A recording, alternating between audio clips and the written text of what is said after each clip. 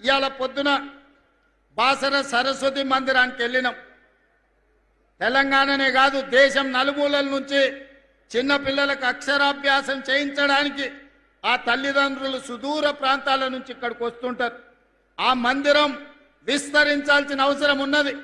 మందిర ప్రాంతంలో మౌలిక వసతులను పెంచాల్సిన అవసరం ఉన్నది.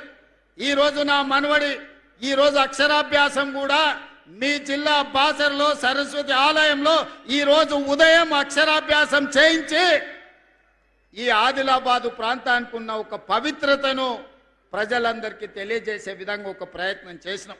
ఇవాళ బాసర ఆలయాన్ని విస్తరించడానికి 225 కోట్ల రూపాయలు ప్రాథమికంగా మంజూరు చేసి ఈరోజు బాసర ఆలయాన్ని విస్తరించే పనులను ప్రారంభించుకున్నామని చెప్పడానికి నేను చాలా సంతోషాన్ని వ్యక్తం చేస్తున్నా. ఇంకా బాసర ఆలయాన్ని విస్తరించడానికి ఇంకేమైనా అదనంగా నిధులు అవసరమైతే కూడా ఆ నిధులనిచ్చి దేశంలోనే బాసర సరస్వతి ఆలయం ఒక గొప్ప ఆలయంగా తీర్చిదిద్దడానికి ఈనాడు మన ప్రభుత్వం కట్టుబడి ఉన్నది. దాన్ని విస్తరించే బాధ్యత ఈ ప్రభుత్వం తీసుకుంటుంది.